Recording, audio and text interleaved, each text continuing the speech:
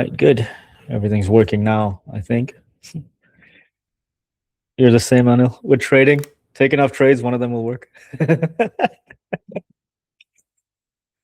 It kind of makes sense with RVR, but except that you can have a 90% loss rate. 1 out of 10 will work if you just flip a coin and go. And it's okay if you can make a 20-yard trade. Well, no big deal. It's not very recommended, though. It'll drain you emotionally before anything else happens. Anyways, what are we looking at here? So this market, 15-minute chart. We had Friday, was a great big crash.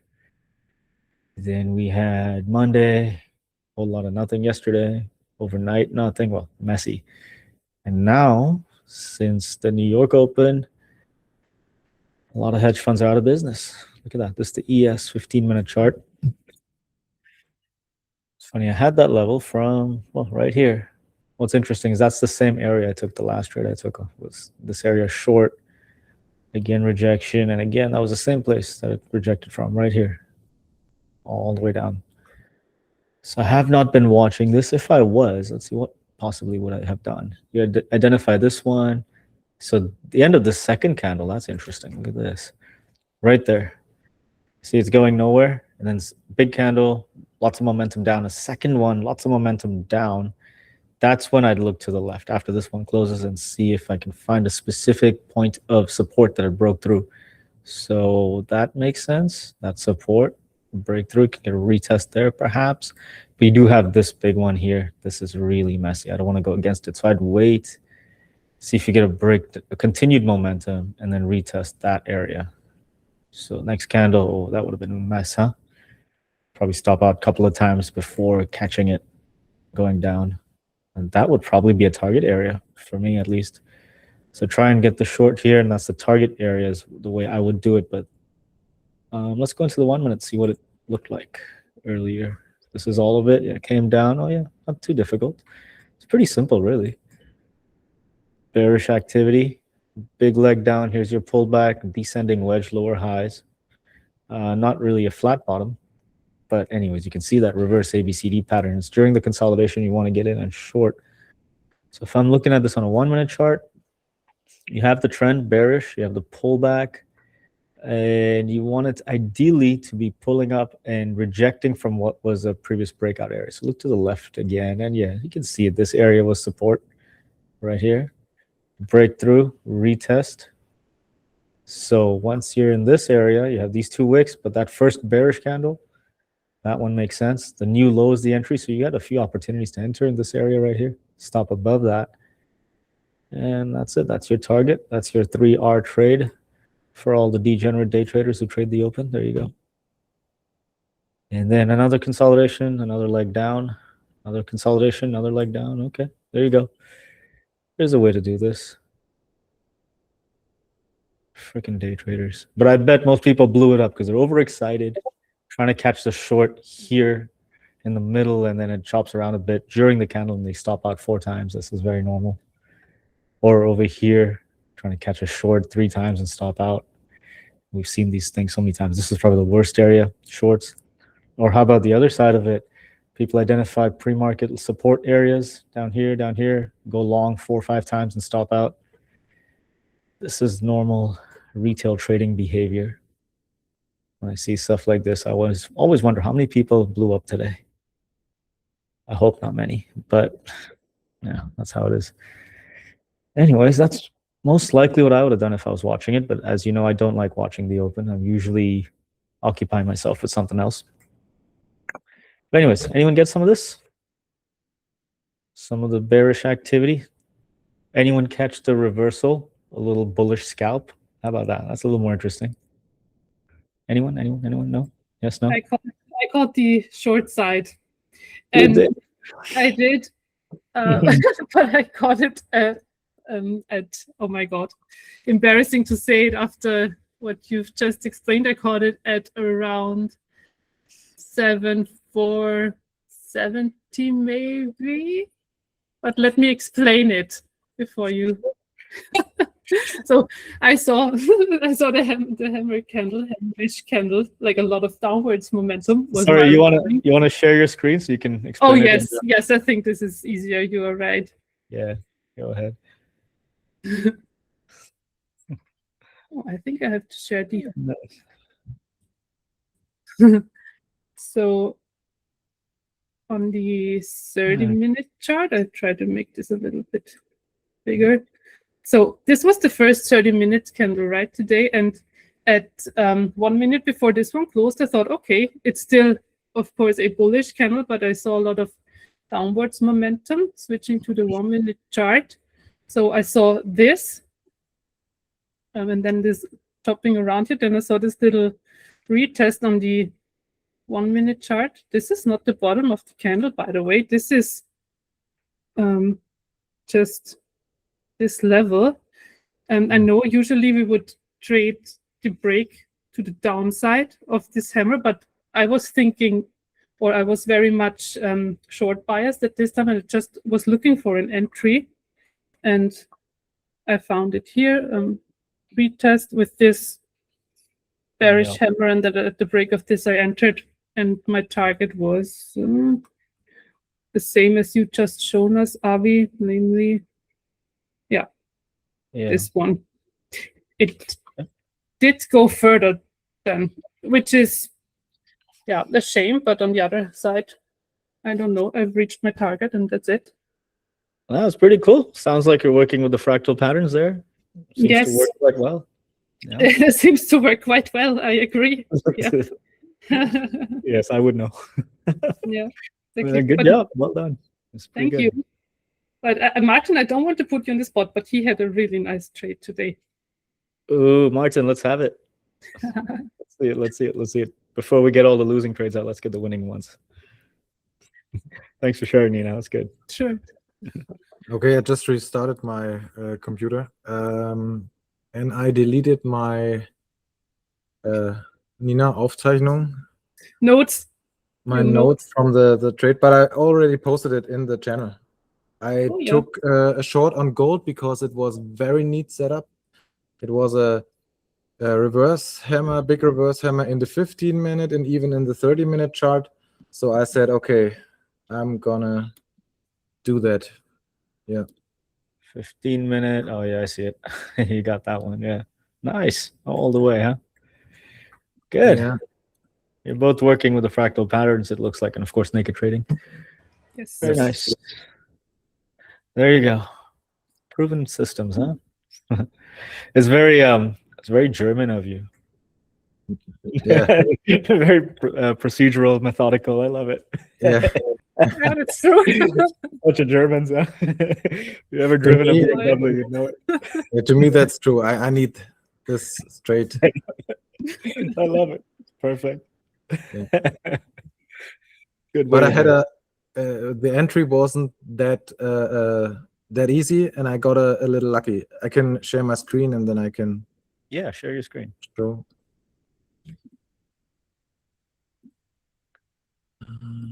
How about this? Yes. Okay. Everyone sees this? Avi? Yep. It's okay, up. Perfect. Okay.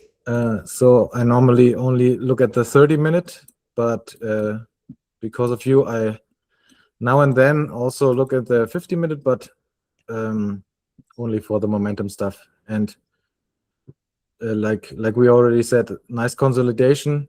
And this was a very neat hammer to me out of the consolidation with much room to the left. And so I marked this area, and even in the 15 minutes, also a hammer. So I said, oh, okay, that's something. And yeah. Nice. Then I looked at this and waited for it to come back. It didn't touch it. I like it when it goes through a little bit. And then it went down. It put in that wick. And I think, I thought, okay, I missed it. And then I just made a stop loss line here and entered on this this field because I just funded my account. It was barely one. How do you say it? One contract. One share, one contract. And then I got filled exactly here. I mean, this is lucky. Mhm. And then I had a tight entry, and this was my main target, and I got out, some millimeters above it. All right. So this Very nice. was the target. Nice job. Yeah. Well done. Perfect. Perfect. Very neat setup and good execution. Execution. Again, that's the key is, setups will always come every day. You'll see multiple setups, but can you execute? But this one, yeah, you did perfectly. Well done. And the simpler you keep the execution, the better. You have a very firm criteria of what it takes to enter and to exit. That helps make it easy. It has to have all these things in place, then you enter. It has to have all these things in place, then that's the exit. That's it. If you keep it like that, mostly it can't go wrong. The hard part starts after that. Once you've been consistent with that and you want to scale up, then you got to start changing things. That's another level. But yeah, good work, both of you. Awesome. Wasn't that difficult because I learned from the best, but I don't tell you who is it. It's all good. We're all here learning together, but thanks. All good, man. So the German tax department is gonna make a lot of money off of you two, huh? Tax is the worst. Let me say this. It's so annoying.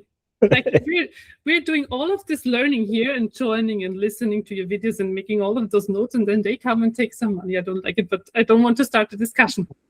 Just a little rant. No worries. We can do another webinar on that one separately. And we can all rant. No problem. Nice.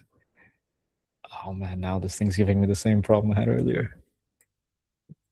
There we go. Okay. All right. Good. Yeah, Parsa, go ahead. Hi, I wanted to ask you, it doesn't matter if you're at S&P 500 or NASDAQ, because I usually myself trade NASDAQ 100. At the beginning, tomorrow morning, we had a double bottom, but you didn't take a trade there. Why not? Because I did it there and did good, actually. If you go to the 15 minutes of NASDAQ or S&P 500, it doesn't matter, both are the same when it comes to the trend here. Yeah, right here. This double bottom you're talking about? Yes, I had it there from the 5 because I don't use 1 minute. I use for my entry 5 minutes if I don't use the 15 minutes itself. So I got it there and went for $300, had 10 contract and made $3,000 around the noon. And I was surprised. Why did you not take that trade there? Oh, just asking out of no curiosity. Worries. Why did I not take it? I believe I was asleep. That's probably why. I think I saw it when I was here. What time was this? About 9 p.m. Eastern. That's like 5 a.m. for me or because something. I changed my sleep time. Actually, I get up in Germany around 2:30 to 45, because usually around that time, 3 in the morning or 3:30, we have good setups there, and from there, if you take it, you can go on. Yeah. That's then cool. You can rest. Then you can rest after. You're so funny. You stay overnight. Hopefully, when I soon move to Dubai, I don't have to get that much early. So that means 3 a.m. in Germany should be 5 a.m. in Dubai. Yeah. 5 a.m., man. I'm not thinking about the markets, I promise you. If I'm awake. Okay. It's actually a good point. You're talking about adjusting your life to suit the market time and all that. It makes sense. But there is an expression in your German language. It says the early bird catch the worm. So with that said, you wanted to catch that. I get it. No, but it is a good point you're making here. It's adjust your lifestyle so that you can show up at the market when you think you can profit and all that stuff. But that actually goes contrary to why I began trading in the first place. I came into trading. Well, one thing is I was always curious about the market since I was a younger man. But also one of the key things for me is freedom, absolute freedom. I'm not going to be a slave to the market clock. No way. If I don't want to be there for 3 or 4 days, I don't have to. If I don't want to show up for 3 months, I won't. If I'm too tired on one particular day, even though I plan to be there, I won't show up. It's called freedom. So, and I firmly believe that human beings should be asleep when it's dark outside. So I kind of stick to that. To me, that's more important than showing up at whatever crazy time for me. So yeah, I agree. There's plenty of moves that happen all the time when I'm not looking at it, when I'm asleep or when I'm surfing or when I'm on the golf course. But those things are just important to me, so I just do that. And then I have enough. There's so much opportunity. It's kind of ridiculous. So, but my priorities are that way: freedom first, and that's the whole reason I'm trading anyway. Otherwise, I just go get a job and I'll be a slave to that schedule, you know. So I get it. Yeah, that's probably the biggest reason why I didn't take this double bottom. Looking at it now, though, I would say another interesting point is look at the move down. It wasn't exactly a firm directional move. It was kind of like chopping its way down. Look at all the wicks. It's not, you know, smooth move down. And on the double bottom, I like to also see a higher low. The second low should be higher than the first, as well as to the left, it should be in a buying area. Yep, this is an area of support. You can see where it bounced off. So the area is okay. It's just the quality of the move and then the quality of the bottom wasn't quite there. So in real time, probably would have looked like this or something. I doubt I'd be taking that long. Very much doubt it.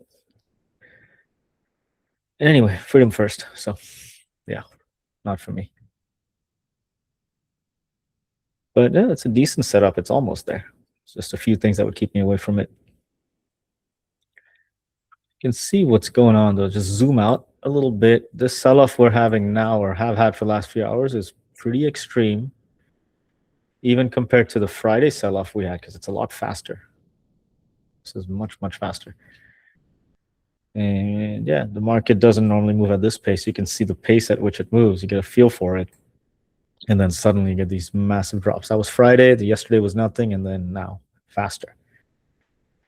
So this is where you want to be careful about what you hear about the market. I bet you turn on CNBC and they're talking about doom and gloom, nuclear war. I don't even know what else, you know. And then, of course, all the internet marketers, all their clickbait. The market's crashing. It's the time to trade, buy puts and all this stuff. This is where you actually, like I said earlier in the chat, like zone out, go to the desert, do a silent retreat, do something, just get out of here. You know, this is not the time to get excited about what's out there, because everyone's gonna be saying something or the other to exploit the situation, and that's the trading world for you. So I didn't even know what was going on until 10 minutes ago, until I turned on the screen. So that's that. Anyways, yeah, good to see you guys got some of this action. Nina and Martin. Anyone else get some of this? Yes, no? Nobody? People don't like making 3R, 5R, 10R trades? No? I mean, oh, the last trade I got was Friday. It was in this area, like annotated it. It's still there. And since then, yesterday, Monday, I took a couple of attempts. I think it was in this area. Stopped at a break even like 3 times. And that's it. Since then, I haven't bothered, haven't found anything interesting. So I think that was here. But looking back on Friday, on that one particular trade I took, it wasn't the biggest P&L trade I've had. It was, what was it? About $22,000 or something. It was nowhere near the biggest trade. It's like 1/10 of the biggest, but it's easily the best trade ever for me. The best trade I've ever taken. Simply because in the end, the result was over 100 to 1 RVR. We talk about 3 to 1, 5 to 1 is pretty big. You know, most people like 5 to 1. This one was 100 to 1. I didn't plan it that way. Okay. When I started it out, I planned it out, put on the risk reward, all that stuff. It was about 20 to 1 or something in that range. By the time I closed it, I'd realized 100 to 1. So I've never done that before. I mean, I've done it where I've expanded the RVR during a trade because of trade management, but not to this extent, where 5 to 1 became 8 to 1. I've done that before. But this was 100 to 1. And it's truly something special. That was still like, wow. After that, I should take a vacation for a week just because, you know, that's such a fun trade. Really was so fun.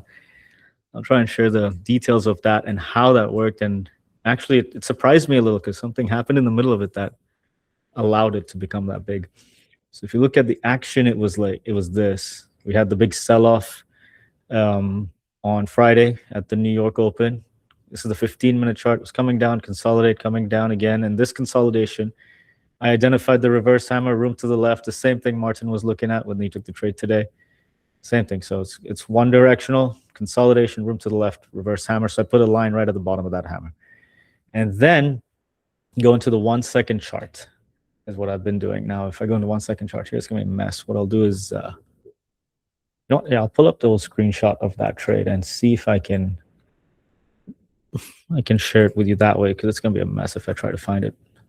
So anyways, this is the main setup, the 15-minute setup. And oh yeah, just looking to the left for a target. Where was the target? I believe my target was in this area where you can see these two bottoms right here. You know, this was obviously resistance, break, and then support. So it was in this zone. So yeah, it was in that zone. All right. So anyways, this is the 15-minute picture right there. Draw the line at the bottom of that hammer and then wait for the breakdown and then catch it from there. Let's get that 1 second chart up. Yeah, I found it. I don't take many screenshots these days of trades, but this one I had to take because it's the best trade I ever took. So on the 1 second line chart, no candlesticks, just a simple line. So a line chart, for those of you who don't know, it just plots the close of every candle. So every second, it just plots the close of that 1 second candle. So basically, you get to see all the price action. You don't miss much with this kind of chart. So that's that line I drew, which is right here. You can see the bottom of that hammer, right? That's the line. Then you can see where the price broke through and retest. You can see how tiny that is. If I can zoom into this. Yeah, I can zoom in a bit. Here. The pink line breaks down, or purple. Well, gosh, I'm colorblind. Breakout, retest. Entered on the retest as it starts to push down. So it was in this area with a stop just about above it, right there. All right. And the target's down there. So just on the setup, I don't know, it's probably more than 20 to 1. I don't even know. But anyways, now the whole point was adding into the position. And that is something that I didn't really plan to do, but I did it instinctively more out of just experience with what I used to do with options and all the 0DTE stuff, where it was always about adding in and de-risking and adding and de-risking, you know, that whole thing. So I did that for years and years. That this was very instinctive. It just made sense. So break and retest. Retest worked, pushed down, came back for a second retest. Thankfully, that was just mildly lower than the first one. So it's still all intact, didn't touch my stop. Chopping around and finally broke down of that minor support zone. So let me see. There it is. That minor support zone, that's the breakdown. Once it broke down from there, so now it's in this area, that's when I moved my stop from up there to break even. So entry was here, what, about 205, and around here, let's say about 10 minutes later, I'm able to move the stop to break even. Now there's no risk. And now, as far as most of my trading is concerned, the job's done. You put on the risk, and then you take off the risk. That's it. You're done. I could have just left it, and it would have hit the target 45 minutes later. No big deal. But anyways, happened to be watching it. So it made this push down. Then it started to go sideways. Now, watching this chart right here, you can see where it spiked up. And as it pushed down, I know I'm going to stay like this. Yeah. It spiked up, pushed down. And as I noticed the push down in the sideways activity, that's where I'm adding in. Now, again, before thinking about adding in, the key thing is, firstly, the stop's at break even. After that, I'm never going to put risk on. I'll always keep the stop at break even. So if I'm going to add, I'm going to add such that I can just always maintain my stop at break even. So it means I have to move the stop, right? I have to bring it in tighter, closer to the price. So anyways, think of basic reverse ABCD patterns. This goes down, consolidates, and before the next leg down, I'm adding in. Now the break even was here, the stop was here. Now the break even's probably down here someplace, right? Next leg down, I'm not adding while it's on the move. Never do that. Only wait for the consolidation before the next leg down. So down here, now my break even's up here someplace, but now the price is down here. That's a lot of room. Effectively, I'm trailing the price. But instead of trailing the price with the purpose of locking in unrealized profits, I'm trailing the price with the purpose of adding size. You can use a moving average for this kind of thing if you like. I typically just like price action. And the way I do price action is do not add in when it's on the move. Always wait for it to go sideways. So again, here it started to go sideways. I added here and brought the stop in a little tighter. Still, I don't know where it was, up here probably. Had so much room to add in more. Pulled up, it started to push down again. Figured, all right, I can still add in and still keep the stop up here someplace. No big deal, right? And so now if the stop's up here, and that's a break even. The break even price is up here, so that's where my stop is. You know, I can't add in any more, right? Because then I'll have to be putting risk on. Otherwise, I just have to exit the trade. So leave it alone. Then let it do the next leg down. Then again, sideways, same story. Trying to add in on these ABCD patterns right there. And at this point, I can bring the stop probably to this area. I don't remember how much I was adding in, but But again, the same story. Every time I perceive it as sideways activity, I add it in. So like here, this turned out to be a little trickier, right? But what's fun about this one is it went down, started to look like it was sideways. So I added in and it went straight back up again. So that wasn't very nice. But look how it rejected. Look where it rejected. It rejected at what was previous support, just about there. You can just look to the left, just mildly. Break, retest. That's all it did. Then that break and retest happened. Then again, go up, retest that again, that minor support and minor consolidation area. And then so as it's break and retest, I'm just adding in. That's kind of these two adds over here. But then by the time it gets to this point, it's basically sideways activity. I'm looking at this whole thing now, it's just sideways chop. So I'm able to add in and find a way to keep my stop above that chop someplace, right? I don't want to bring the stop in here or the break-even price in here. And then add in, that was the last place I was able to add before it hit the target. And to give you a perspective on this whole thing, I started with 2 contracts. By the time the last one was done, it was 29 contracts. So you can see the size difference, the position size is just enormous. This is exponential, right? So this is the power of truly adding into your position. People think about position size and how much money you can make, but on the other side, think about how much money you can lose if it doesn't work. Well, how about you put on size without putting on risk? Ever thought of that? Well, that's how you do it. You first start with your risk, and for me, the risk on the trade was about $200, really. So just going very small. In really, with 2 contracts, $200. It's really just tiny. But from $200 risk to be able to realize something like $22,000, that's 100R, a little over 100R, right? This is how you do it. You want to find situations where you can truly add size without adding risk. That's the whole thing about how I add in. But a prerequisite to really doing this is to be able to trail the price. Once you find that it's in a trend and it's moving, you need some sort of mechanism to trail it. The most common one is moving averages. People love that. They don't make sense to me. They move around too much. It's a whole lot of nonsense. I just prefer watching candlesticks and now just the line chart, just a 1-second line chart. I mean, I did this whole thing on a 1-second line chart. Where's Dan? Dan, I got to talk to Dan about this. I remember last year he challenged me to trade the line chart. I got to get back at him for that. I was doing options last year. But anyways, so if you're going to actively manage a trade, this is the best way that I've ever done it. Most of the time, I don't manage the trades, but this was, 9 p.m. or something for me. I was home. I wasn't going out golfing or anything, so I was watching it like, all right, I can do this. No big deal. And so that's it. That's why it's probably the best trade I've ever did because of the end result, RVR, and nothing new in the method of adding in. I've done this 1,000 times. You guys have seen this, watched the old videos with the option stuff and scalping stuff and everything. It's ongoing. But here's the other side of it, of why I was able to scale in from 2 contracts to 29 contracts. Is because of the margin available with the futures market and with the futures broker I'm using, NinjaTrader.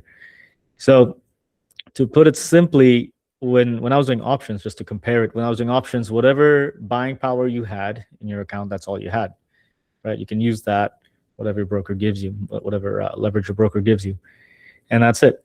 What I discovered here, what surprised me while I was in this trade is I was watching my brokerage columns while I was in this trade, and there was a very interesting one column that said, unrealized P&L, but the other one said margin used, and another one said margin available. Margin available, basically, think of it as how much buying power is available you can still use. And what was interesting is as I got into this trade and as it started to show more and more unrealized P&L started to go in my favor, the margin available started to grow more and more as well. So I was wondering, wait, what is going on here? Can I use my unrealized gains to buy more position? That's what I was starting to wonder while I was sitting in this thing, probably in this area. And I realized, yeah, that's what I could do. Because with the amount of buying power I had put into that account for that trade, I probably would have maxed out at maybe, 10 contracts, perhaps, not much more than that. I kept a very small account just to figure out these trades. But because the unrealized grew so much, and then the more I added into the position and it worked, the more the unrealized grew, which means the more buying power I've got now to add more position size. So, well, I just almost maxed the whole thing out. I probably could have taken another 20 contracts, so because it was getting really heavy at this point. So that was interesting. Anyways, I learned that on the go. That was new. Didn't expect that. I thought that's just the buying power I've got, so that's where I'm going to max out. But turns out the broker likes me, and now I like this broker too. So it works out. It works out. So think of these things. This is basically taking advantage of leverage and what your broker offers you. And yeah, the massive power of RVR. Now take the end result, 100R, right? Now you think you're going to be afraid if you lose the next 50 trades in the next 3 months, you lose every single trade. 50 trades, it's not going to bother you. You still made 50R. That's more than most people make in a whole year of trading. You know. So think of these sorts of things. Really, RVR, key thing, most important thing. Never even enter a trade unless the RVR is outstanding. So here it was, I don't know, 20 to 1 or something. But then with trailing the price for the purpose of adding position, not for the purpose of locking in unrealized gains, but for the purpose of adding size, as well as then having the right broker that works with you, give you more and more buying power the better you do. Take advantage of it, man. It's all here. It's all here. It was, I definitely learned a thing or two on Friday. So very good stuff. Now with options, this would be absolutely impossible because, well, at least the most recent way I did options, 0 DTE options, it decays against you. There's no way you would hold a 45-minute trade, especially through this kind of pullback right here, or rather sideways activity right here. And even here, I mean, this would just get crazy. And you got to think of it also with options. You have a strike price. Let's say you enter short and you're out of the money. Your strike is here, let's say. Once you go past your strike and you start getting out here, there's no liquidity in that, even with the 0 DTE options that I used to trade. There's no way you can hold all the way there and forget about adding in because this is decaying against you. There's no way. So, you know, this kind of situation with options, I would typically end up with 5R or something like that. So you can see, again, the difference between being able to trade options or being able to trade futures and what goes in with it. This is just more powerful, a lot more powerful. Shit, man, I remember putting on $50,000 of risk per trade and realizing $150,000, $200,000 trades, and those were quite all right. That was normal. Imagine putting $50,000 of risk here and getting 100R. I don't even know what the number is, but let's just scale up to that by the end of this year, shall we? Or how about the end of the month? Whatever works. I mean, you understand RVR now, right? How it's so insane and what it allows you to do once you start to realize these big gains. Suddenly 20R seems small, right? All of a sudden, like, whoa. Now that I know it's available to use such leverage to add into positions in a way that when you're trailing the price, when you have a trending situation that you're in, you get a decent entry. All you need is a small entry, 1, 2 contracts. I just put on 2 and off you go. So anyways, this is my personal best. So I'm very happy with it. I'm going to print this one out and frame it on the wall or something. 1 second chart too, huh? Look at that. Isn't that fun? I thought that was impossible. Anyways, it's not complicated. I know it sounds complicated. It's really not. I don't think it is. It's very simple. It's a lot easier than everything I've done before. You don't even have to learn what a candlestick is. You have a high, a low, a close, and an open, and there's some red ones and white ones. What is that? This is a line chart. I learned about this with crayons when you're 5 years old. You don't have to worry about it. But anyways, that's that. So had fun with that. Since then, I took a couple of positions yesterday, which were all out at break even, and that's it. Even those were, potentially beyond 10R if I didn't add it. So there you go. I think this is a good way to go. Good way to trade. Yeah, Parsa, go ahead. You got something? Yes, I wanted to ask you, if you add that to your position contract, is it each time going to be a new position, or would you get the one position with the average price? Yeah, the way I've got the platform configured, it gives me the average price. Oh, good for you, because one problem that I have with my Pandit account is each time I open one, it's going to be a new position, so that's difficult for me to add in. So that's the reason I, at the beginning, buy 10 contracts and let it go. I have another Pandit account, but that's for stocks. That's with a German company, and there it is totally exactly like the one that you have here. Mm-hmm. Yeah, just configure the platform. Again, honestly, TradingView is what I'm using here, and it's just such a basic, simple web-based thing. I mean, I'm doing this stuff on the phone, really. Just download the app if you need to, put on your iPad. You don't need anything complicated. And TradingView is pretty much compatible with all brokers that I know of. So don't mess around with other platforms and stuff. It's really not worth it. I mean, you can take huge, monstrous feel trades you. just right here. Yeah. I feel you here, but the problem that I have here is that, the broker I'm using, their funded account. And at the moment, they're working just with MetaTrader 4 and 5 and not with the TradingView. And that is why the only option for me is through Trader. But in the United States, they're also working with TradingView as well. They started a couple of weeks ago, not in Europe. But when it comes to Europe, I will definitely change to TradingView. Yeah. See what you can do. I mean, and if it's a real problem, keep a little crayon and a piece of paper next to you so you can calculate your average price. I mean, shit, I would do that. That's a simple fix, right? Yeah. You can do that. Yeah. So, yeah, there you go. Not a big deal. Cool. Anyways, the whole bigger picture was it was already in a downtrend and got from up there to down here. Oh, and here's another point I didn't tell you. I was going to think about this one. Anyways, this was the trade, and it looks large. Well, it's a 1 second chart. Everything looks big on a 1 second chart. And it looks like it caught a massive move. The truth is, it's actually about an average move. Even though I realized 100R or beyond, it's still not, I didn't catch a bigger move than any other trade that I've taken recently.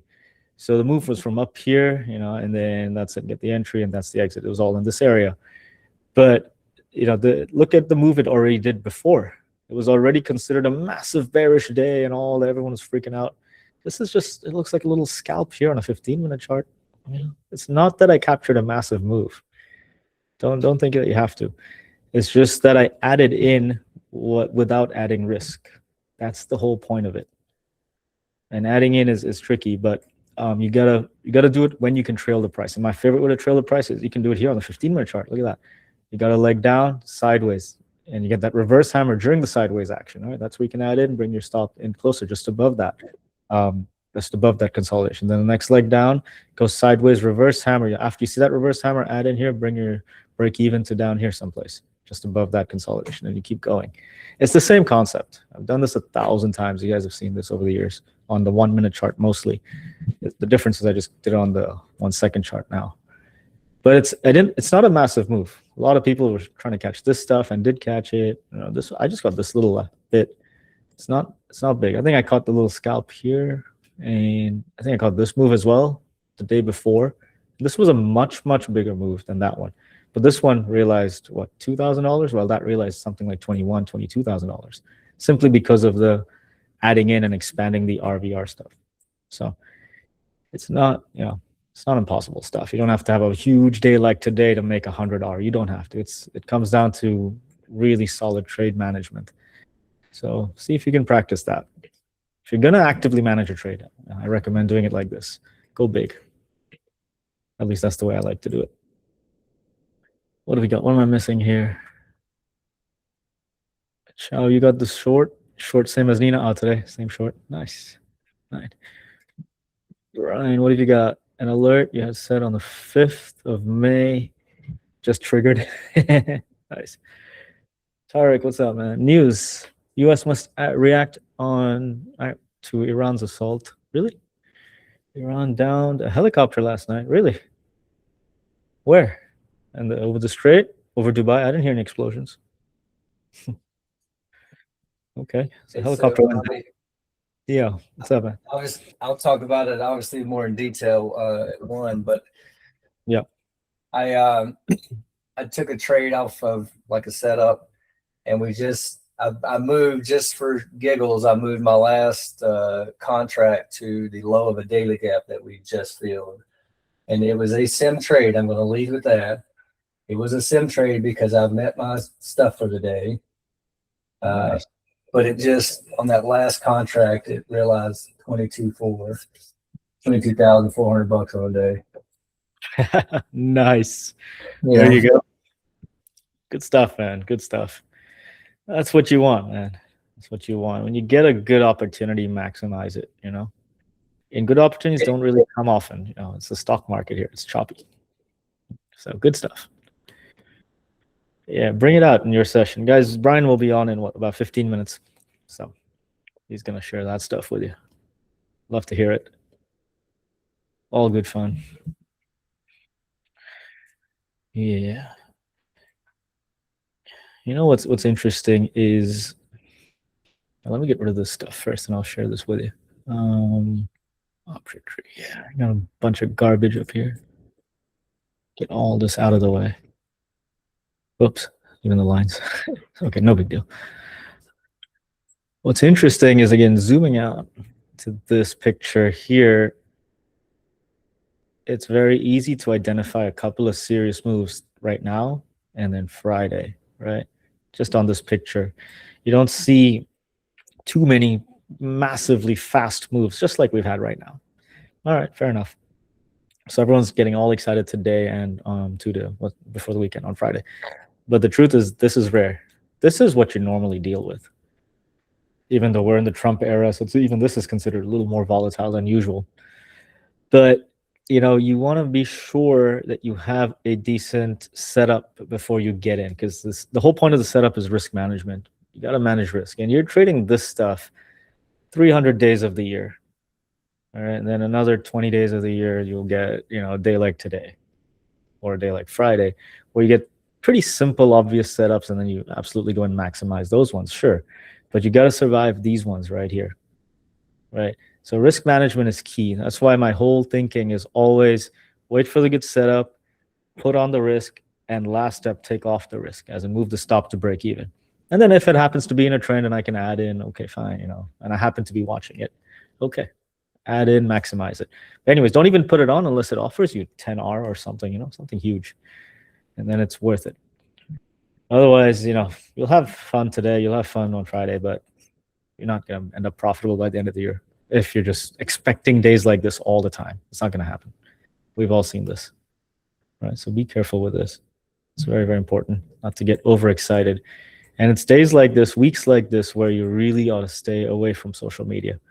Because again, everything is buzzing, CNBC and social media, everything. Everyone's talking about all kinds of stuff and selling you all the snake oil, everything. They'll bankrupt you. So this is where you're really gonna pick up a new hobby. I suggest golf. It works very nicely. I'm actually getting good at it. Starting to enjoy it more and more. So yeah, be very, very careful about the market. Oh, and you can see another thing here. I just removed whatever lines and arrows and things I had here. And it just reminded me of something. There's in trading, it's so funny. The natural tendency of basically everyone is to seek knowledge about trading.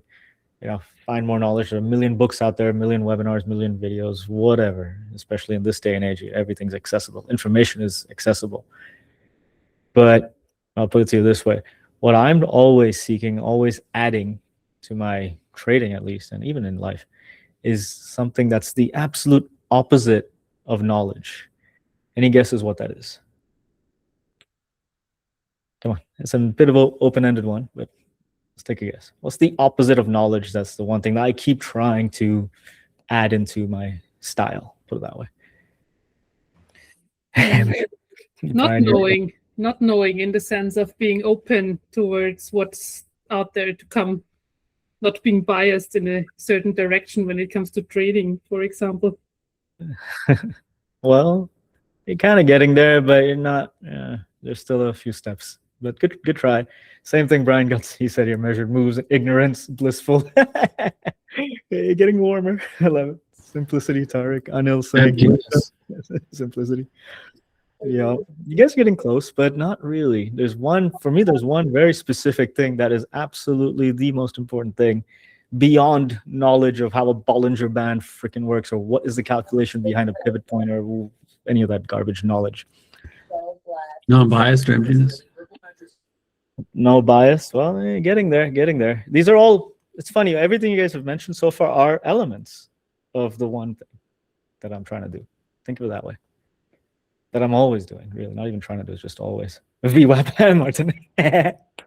Fuck VWAP, are you crazy?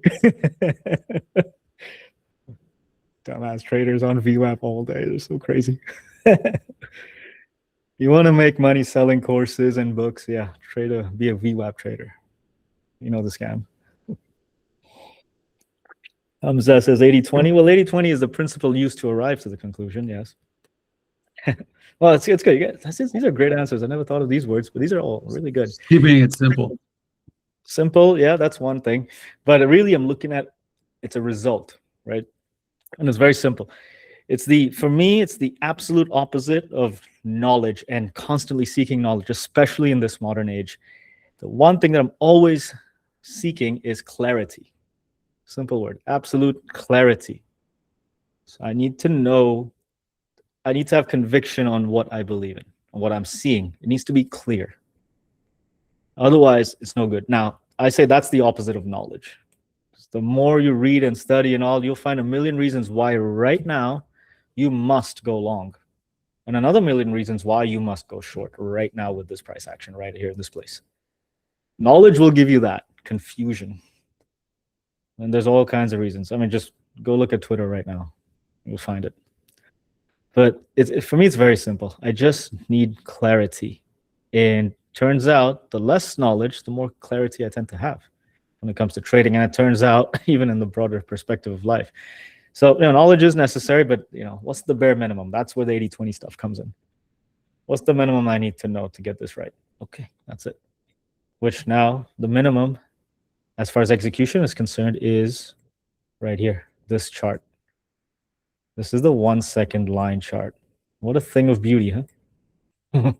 Doesn't get simpler than this. But really, clarity, keyword clarity. And what are you saying, Anil? Narrow focus, go deep instead of go wide. It's not even going deep, Anil.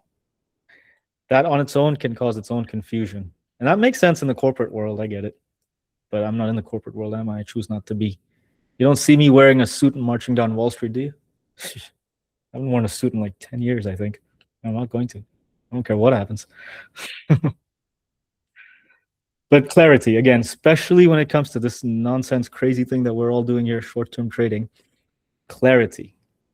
And turns out most of that comes from ignoring a lot of what's thrown at you as far as indicators and strategies and colorful charts and tips and tools and a screen setup. And I don't even know what. Really, it's clarity. So if something brings me clarity, then I'll bring that into my trading. If something I bring in gives me the opposite of clarity, it brings more confusion, then I will remove it so fast like it was never there. So that's a key point. And the longer I live on this planet, it turns out that's more I just do more and more of that in my general life anyway. Clarity is more important than knowledge, far more important. You live better, man. You just live better. You trade better, you live better, your health is better, everything's better. So, yeah, that's why my charts look the way they do. That's why it's just, a line chart. Perfect. So, yeah, I found myself thinking about that recently. Like, what am I really doing here? Clarity. That's what I need. So, anyways, I remember the one time there was a funny question. I was giving that talk in Vancouver in the conference, and one guy had a question. I was trading options. I was talking about options there and how I trade them using the underlying and just looking at naked trading and stuff. This one guy asked about, what about oh gosh, well, I forgot the question. It was all about something to do with the gamma and the deltas and stuff about options, and you can find levels where the options prices tend to turn around, basically pivot points based on the Greeks of options. I was standing on stage. I'm like, what the hell are you talking about? Look, I get results without doing any of that stuff. I don't even know the question is. You want to do that? Go do that. I basically told him that. So look at the results I'm getting. Look, I don't need to know that stuff. I don't want to know that stuff. I mean, I had studied it at some point. And oh yeah, that's what the guys at Spot Gamma do. Spot Gamma, you guys know them. I interviewed them once. They do all kind. They basically tell you price levels based on the Greeks of the options, something like that, or options volatility. I don't know. I don't really know how it works, but you can see it just sounds complicated. And then you got to sit and wait for it to get to that level, and then identify it again and wait for another indicator. I don't even know. It's just so complicated. What's the point of all that? That's not clarity. That's knowledge. Doesn't mean that knowledge is a good thing. It could be really nasty. It could really mess up your trading, or it could make it good. I don't know. But it's certainly instantly, it took me away from clarity. So I don't want it. That's basically what I told that guy as well. Like, you want to go talk to the guys at Spot Gamma. They're in the same conference. Don't talk to me about it because I don't know. So yeah, that's the way I do it. Brian, yeah, you were there. 5-minute presentations. Yeah, get a 1-hour slot and I'm done in 5 minutes. Right? So now what do you want to talk about? The price goes up or down. Like, that's what I'm talking about. Yep, that's it. No need to hype it up, saying, "Look, I climbed this mountain and now I'm a trader." Oh, fucking, what a joke! The whole thing's a big joke. Really, it's just price action. It's not complicated. Got to keep it simple. Keep it clear. Clarity is a key point. Keyword. Always looking for that. Anyways, all good. So, who's going long right now on the ES? I think there's a huge reversal in it. Buy it now, hold till December. You make $1 million. Promise, on one contract. And I can prove you 10 reasons why you should. There's a level there with a volume spike, and there's a pivot with another volume profile, and there's a Bollinger Band too with one of those obscure little percentages. Yeah, that's why you should go long right now. And look, on the 1 second chart, it makes sense right here. Look at this. Wow, it's a double bottom. Wow. Yeah. Big bunch of crap. Really big bunch of crap. That's what's going on right now everywhere. As far as I'm concerned, just leave it alone. This is not a place to enter. No way. Not at all. Yeah, Parsa, go ahead.